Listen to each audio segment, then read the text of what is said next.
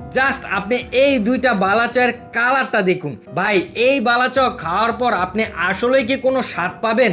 আপনি শুধু এই বালাচায় চিংড়ির পরিমাণটা দেখুন, চিংড়ির পরিমাণ নাই বললেই চলে, শুধু পেঁয়াজ বেরেস্তা আর রসুন বেরেস্তা দিয়ে ভরা। এই বালাচা খাওয়ার পর আপনি শুধু পেঁয়াজ বেরেস্তার স্বাদই পাবেন, চিংড়ির যে অথেন্টিক স্বাদটা সেই স্বাদটা কখনোই পাবেন না। এই বয়মটা আপনি একটু খেয়াল করুন, একদম তেল চিটচিটে। মানে আমি আপনাদের এই চিংড়ির বালাচাওটা একটু টিস্যু পেপারে ঢেলে দেখাই। এই যে দেখছেন, এই বালাচাওটা আমি টিস্যু পেপারে ঢালছি, টিস্যু পেপারটা সাথে সাথে তেল চিটচিটের কারণে ভিজে গেছে। এই বালাচা আপনি কোনো প্রকার স্বাদই পাবেন না।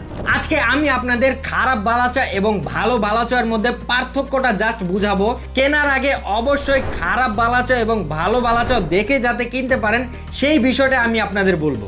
আমি এখন তেল নিয়ে কথা বলবো। আসলে কোন তেল দিয়ে বালাচাওটি ভাজা হয় এটা কিন্তু অনেকই গুরুত্বপূর্ণ একটা জিনিস। অনেকে কিছু টাকা সেভ করার জন্য বাজারে এরকম পাম অয়েল পাওয়া যায়, এই পাম অয়েল দিলে চিংড়ির বালাচাওগুলো ভেজে থাকে। এবং আমরা যে নামি দামি ব্র্যান্ডের তেল দিয়ে ভাজি বিষয়টা তেমন নয়, আমরা বাজারের বেস্ট কোয়ালিটির সয়াবিন তেল দিয়ে আমাদের এই চিংড়ি শুটকিগুলা ভেজে থাকি। ভাজার পর এটা আমরা একদিন পর্যন্ত তেল ঝরানোর জন্য রেখে দিই। অনেকে কি করে, তাড়াহুড়া করে এটা তেল ঝরানোর জন্য 1 ঘন্টাও রাখে না, ভাজার পর সাথে সাথে বোতলজাত করে ফেলে, যার কারণে আপনি এরকম তেল চিটচিটে বালাচাও পাবেন।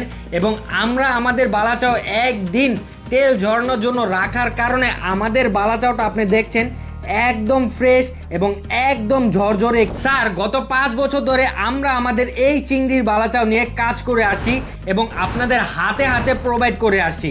আমরা আমাদের 5 বছরের অভিজ্ঞতাকে কাজে লাগিয়ে আমরা কিন্তু বলতে পারি বাজারের কোন বালাচাওটি কোন ভাবে ভাজলে এই বালাচাওটি একদম পারফেক্ট ভাবে তৈরি করা যায়। যদি একজন দক্ষ বাবুচির মাধ্যমে এই বালাচায়ের চিংড়ির শুটকিগুলো ভাজা না হয়, তাহলে আপনি যদি একটু কাছ থেকে দেখেন এরকম একটা কালচে কালচে ভাব এসে পড়বে, যা খেতে একদম তেতো তেতো লাগবে।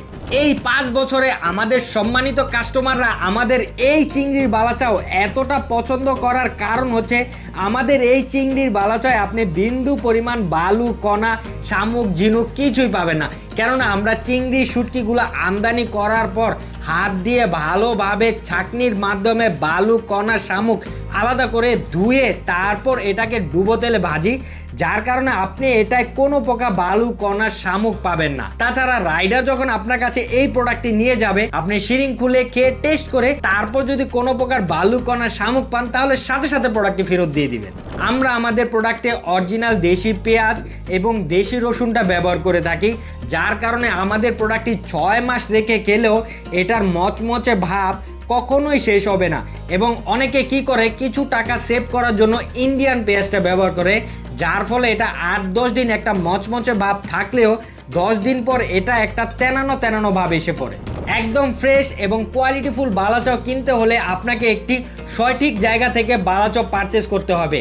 তাই আর দেরি না করে আমাদের এই বালাচাওটি অর্ডার করতে ভিডিও নিচে অর্ডার নাও বাটনে ক্লিক করে আপনার নাম, ঠিকানা এবং মোবাইল নাম্বারটা দিয়ে এখনই অর্ডার করে ফেলুন। ধন্যবাদ।